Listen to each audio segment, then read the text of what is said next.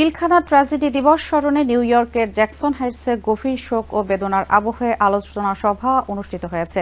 Patriot of Bangladesh এবং Bangladesh forum যৌথভাবে এ অনুষ্ঠানের আয়োজন করে।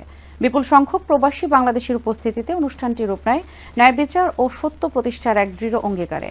আব্দুল কাদের ও লিটন মজুমদারের সঞ্চালনায় এবং এমদাদ দীপুর সভাপতিত্বে আলোচনায় অংশ নেন নিরাপত্তা বিশ্লেষক ইমরান আনসারি, কমিউনিটি অ্যাক্টিভিস্ট রহমতুল্লাহ, জ্যাকব মিল্টন, তাসের মাহমুদ সহ অনেকে। বক্তারা বলেন, অভিযুক্তদের বিচার হলেও হত্যাকাণ্ডে মূল পরিকল্পনাকারীরা এখনও আড়ালে। পিলখানা ট্র্যাজেডির প্রকৃত সত্য উদ্ঘাটন না হওয়া পর্যন্ত ভবিষ্যৎ নিরাপত্তা নিশ্চিত হবে না বলেও মন্তব্য করেন তারা। প্রবাসের থেকেও এই হত্যাকাণ্ডের ন্যায় বিচার এবং সত্য প্রতিষ্ঠার লড়াই অব্যাহত রাখার দৃঢ় অঙ্গীকার ব্যক্ত করেন উপস্থিত সবাই।